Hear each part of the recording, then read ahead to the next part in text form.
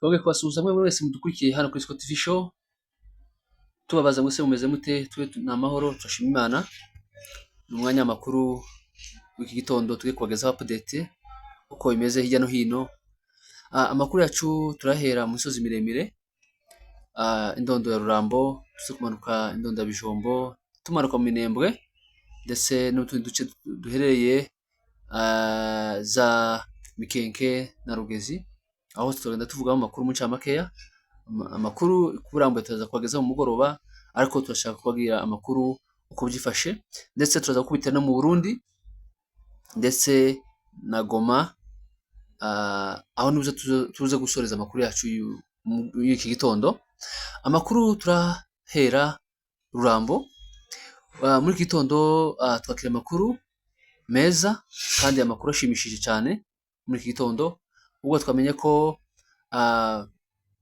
Ndabagaza cyangwa Colonel Ndabagaza yazamutse muri kiriya gice cya Rurambo, aciye muri bice bya Kaziba azamuka iriya misozi yose, nubwo bahuye n'abanzi baza kwihinzira barazamuka bararenga. Ndabagaza tubabwiye ko n'ubundi ari Colonel, niwe yaje azamuye, n'ubundi yari afite batayo yiwe yarayoboye. Ubu ngubu ageze za Rurambo ari kumwe n'izindi batayo zibiri zishorewe n'abandi ba Colonel babiri, zose hamwe zikaba ari batayo zitatu.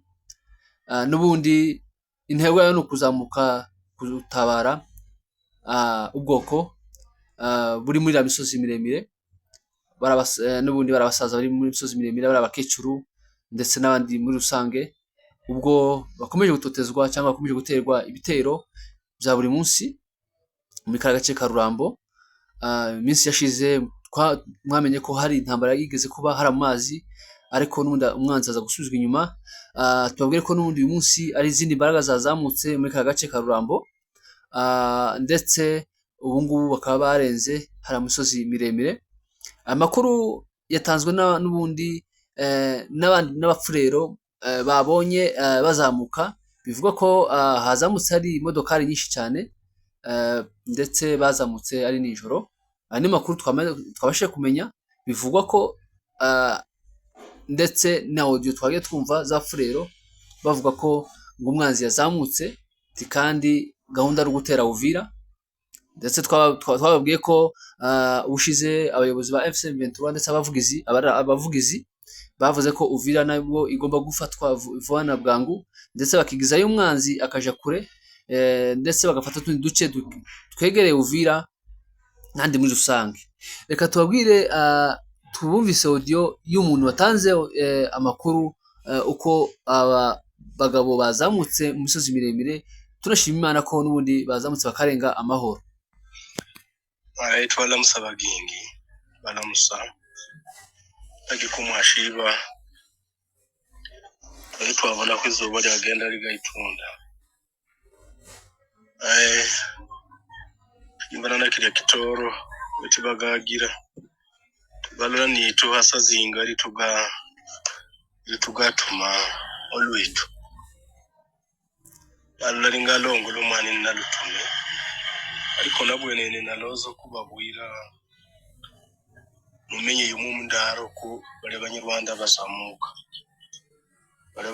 bazamuka barenga bayija bigingo kuluke ngweshe banayingira akiramu banabera umugoroba gwoshe ibwaje babushigi banama bazamuka banarenge tuangiza mpaka hamwana banazamuka mpaka banayingira hamarundi ubu bazalendo bitu bashuba ozikane emisi yabanga minini banashanga batayimanga batatamirwa banayamiyingira mpaka bugulube banamba manuka shala banama bazamuka kolaga ngo twamigazi yaho migazi banayingira mpaka Kigubi bubu numa sazinga ngama sazitanu n'enusu batugwira ko bakora Kigubi.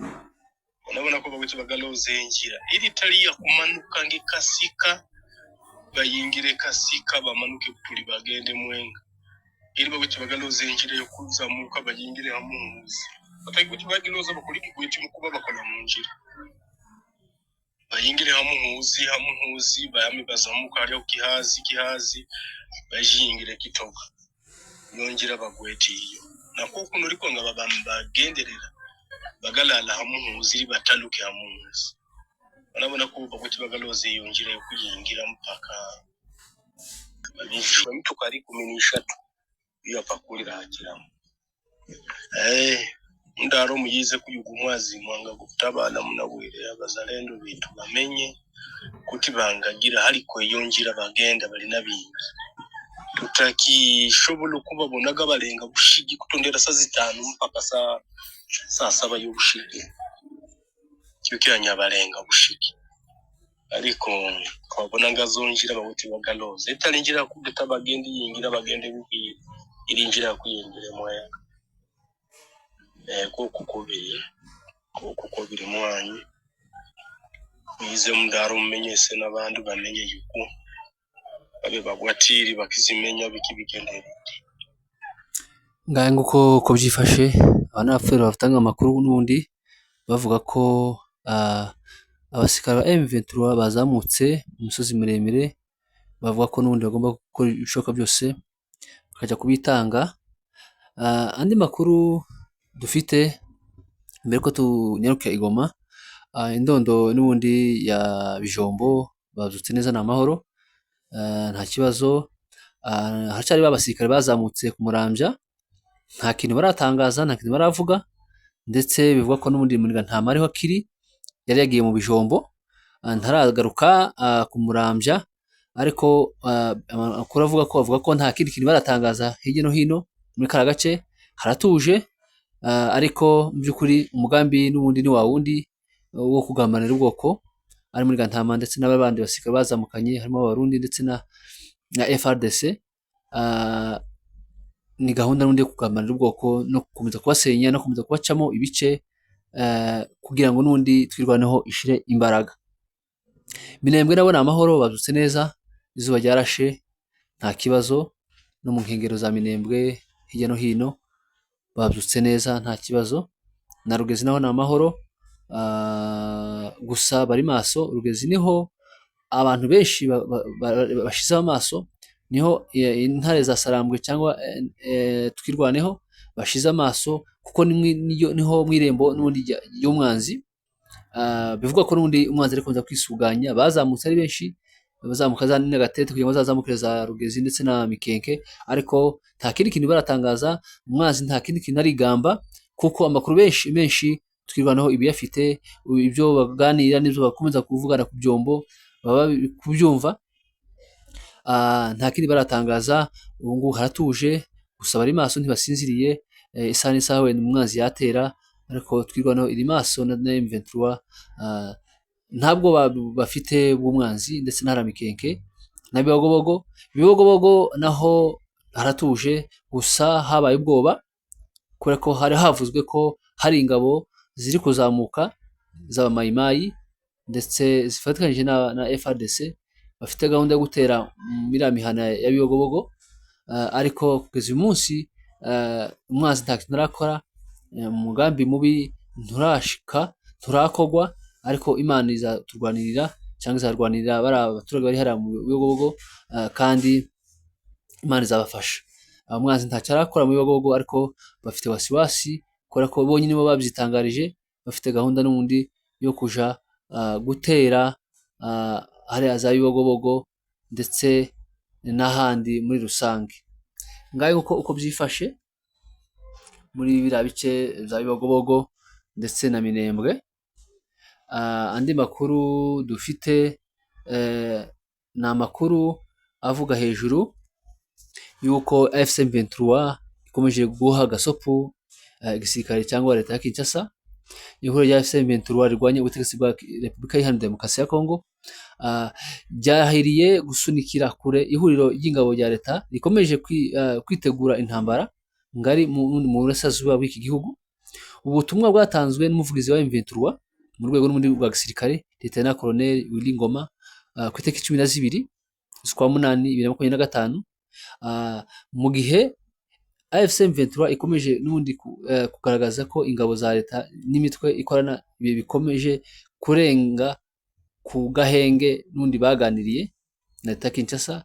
Leta Ngoma yagize ati kwiyubaka kwihuriro rigamije ikibi mu bijyanye n'intwaro ndetse n'abasirikare, kugaragaza umugambi w'iyi leta ko kugaba ibitero bigari, intare ziri maso kugira ngo zirinde abaturage, kandi hejuru ya byose kugumisha ikibi kure hashoboka. Umuvugizi wa M23 kandi Lawrence Kanyuka ku itariki 12 nabwo yatangaje ko leta ya Kinshasa ikomeje kohereza ingabo ndetse n'abarwanyi b'imitwe bitwaje intwaro irimo FDLR mu burasirazuba bw'iki gihugu. Kanyuka yagize ati muri Uvira yohereje abarwanyi b'iterabwoba ba FDLR, Maimai n'imbonerakure bavuye muri Hewa Bora, Kindu n'Ikirembwe, Rwimbi na Bujumbura. Yasobanuye ko indege z'ubwikorezi ya Antonov yavanye abasirikare ba RDC n'intwaro ziremereye muri Kisangani inshuro 5 ibajyana muri teritwari ya Walikale mu ntara ya Kivu y'Amajyaruguru. Ku 11 kandi AFC M23 ubwo yari yatangaje ko mu duce twinshi two mu burasirazuba bwa RDC cyangwa leta ya Congo turimo Nzimbira, Bunyakiri, Mwenga na Uvira mu ntara ya Kivu y'Amajyepfo na Kibua na Pinga muri Walikale hagaragaye abasirikare benshi bari kwitegura intambara. AFC M23 yasobanuye ko tariki ya 10 z'ukwa munani ubwato bubiri bwari butwaye abasirikare 1125 ba leta ya Kinshasa bwabagejeje muri teritwari ya Uvira bubavanye mu mujyi wa Kalemi mu ntara ya Tanganyika. Kanyuka yatangaje ko ingendo z'abasirikare ziri kujyana n'ibitero ihuriro ry'ingabo za leta rikomeje kugaba mu bice bituwe n'undi cyane mu burasirazuba bwa leta ya Kinshasa, bigateza impfu zikomeye no guhunga kw'abaturage. Tariki 19 Nyakanga leta ya RDC na AFC M23 byashize umukono ku mahame ngenderwaho agana ku masezerano y'amahoro. Mu ngingo impande zombi zumvikanyeho harimo guhagarika imirwano burundu ariko tizubahirizwa. Ngaye nguko uko byifashe, byari byarateganyijwe ko impande zombi zizagatangira ibiganiro by'amahoro bishingiye kuri aya mahame bitarenze tariki 8 z'ukwa munani.